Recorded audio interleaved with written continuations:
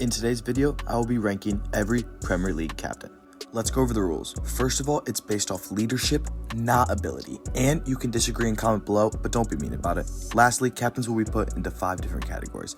These different tiers are captain legend, great leader, meh, vice captain material, and not a captain. So let's get into this video. We're starting off with the not a captain section, and leading this is Mario Lemina. So recently, he has just been stripped of his captaincy as I was making this video, so this kind of proves my point. I don't think he's a bad player necessarily, but I don't think he has what it takes to be a Premier League level captain, and I don't really see the leadership skills, honestly. But he does have ability, and he seems to work hard. So I see that Wolves didn't really have any other options, but overall, he's just not a captain for me, guys. But next one, Antonee Robinson. Antonee Robinson recently has become the Fulham captain. He has never worn the armband, but due to some circumstances, he's been given it this season for the time being. And I think he works really hard. I think he's a fantastic player. Don't get me wrong. I love Antonee Robinson. And his work ethic is kind of leading by example, but I just don't really think he's a captain in my opinion. But fantastic player and a good captain for the time being. Next up is Jarrod Bowen from West Ham. Now, this one might be controversial. In my opinion, he is a very, very good player. In fact, he's kind of carrying West Ham right now. I don't really think he's a captain. Sure, maybe I should be a little bit nicer and put him at vice captain material, but I just don't think he's the kind of player that should be a captain. However, he has led West Ham well, and he could change my mind in the years to come. Moving on to the vice captain material section, and leading this is James Tarkowski. Now, I'm not going to sit here and lie to you that I watch Dyche Ball every week and I watch him, but from the games I've seen, I think he's a decent captain. I don't know if he's necessarily the main captain material, that's why I put him here in this vice captain section, but he does lead well from what I see, although he probably has the least ability, even though it's not about that. Now, Adam Smith from Bournemouth. This one was difficult because Bournemouth have been thrown around with a bunch of different captains. It's been this whole thing, but Adam Smith is their captain right now. I think he's a great vice captain and the best option they have right now because he has been with the club for almost 10 years now, which is remarkable, and I'm sure the fans love him, so I'm fine with this. Next up in this category, though, is Jack Stephens from Southampton. The Premier League hasn't treated him well so far, making dumb mistakes, even getting red cards, and I think this has made me think, definitely not a captain, so I should probably put him in the last tier. But from what I've seen, leading them to promotion and fighting with this team, I think he deserves to be in vice captain because Southampton are just at a lower level, so my expectations are lower. But next up is a surprising one, Kyle Walker from Manchester City. I know some of you guys may disagree. When City have been in turmoil and been doing awful right now, where's the leadership been? Who's been stepping up? Who's been speaking out? Not Kyle Walker.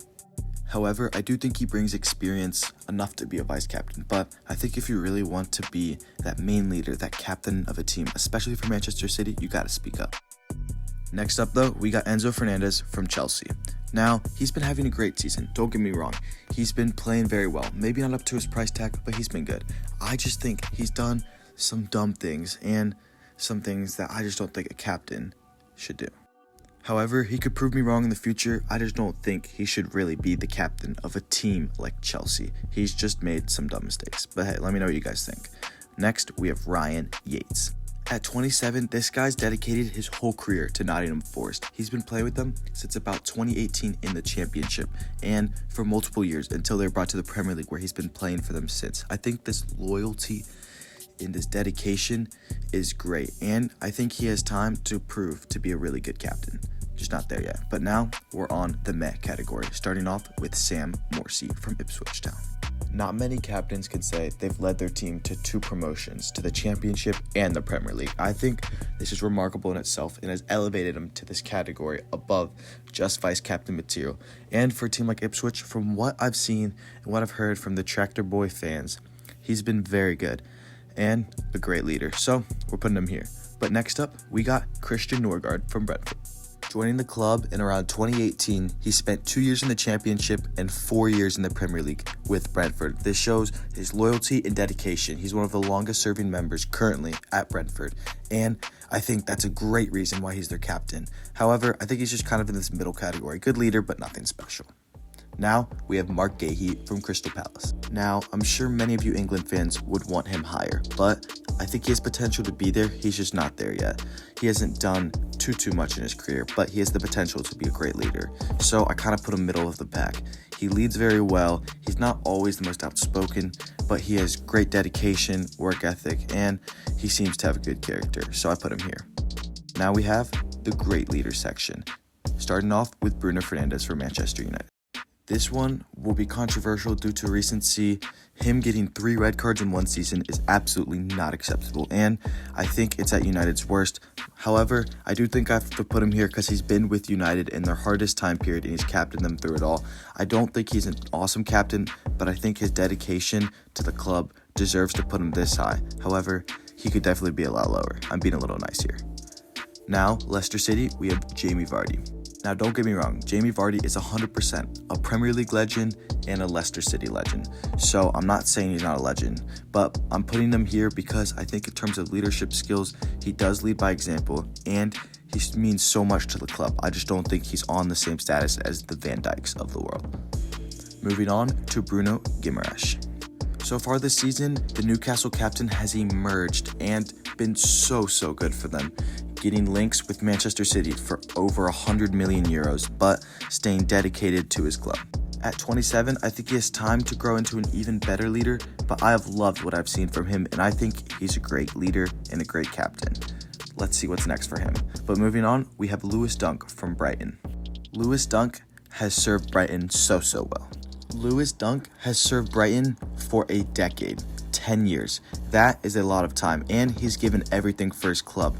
On the field and off the field, his leadership is immense, and I think he definitely deserves to be in this great leader status. And for Brighton personally, he could become a legend. Let's see, but I think he's an amazing leader. Now, lastly, to finish off, we have Martin Odegaard from Arsenal. Since becoming a captain at such a young age and Arteta putting his trust in him, Odegaard has fulfilled that, and he's given so much to this team. His leadership, by the way he plays and the way he acts, cannot be understated and was obviously missed when he was injured for Arsenal. Still just 26, he has the potential to be an absolute legend for the club if he stays. But moving on to the captain legend section, and we're starting off with John McGinn from Aston Villa. He is so old school, and I think the fans absolutely love him. He is definitely going to be a Villa legend, and from what I've seen, he is the definition of what a captain should be. Since joining Aston Villa in the 2018-2019 season, he has given the club absolutely everything. If you're a Villa fan, I'd like to know your thoughts below, but from my perspective, this guy seems like an absolute gem and the club loves him. But moving on to Heung-min Son. The Tottenham man has served his club so well and for so long. I think he leads by example. Obviously, he's not out there shouting at people always, but I think this kind of leadership and the service he's given to this club means he is for sure a legend and a great captain of the club. He will be approaching a decade for Spurs here soon, but even when the likes of Harry Kane left, he stayed. Lastly though, we can't finish it off with no one else than Virgil Van Dijk for Liverpool Football Club. When you look up the definition of captain in the dictionary, a picture of Virgil van Dijk pops up. This guy is absolute class. On and off the field, the way he plays and the way he leads, excellent. If you want to be a captain someday and you're watching this, be like Virgil van Dijk. He has led Liverpool for so many years to Champions League and soon to be another Premier League. But hey, these are my final rankings. Please comment below what you guys think. If you disagree, agree. I'm sure I messed up on some, or I have some controversial ones, so I want to hear your guys' opinions below. But lastly, make sure to subscribe, like, comment. It means a lot to me, so stay tuned for more.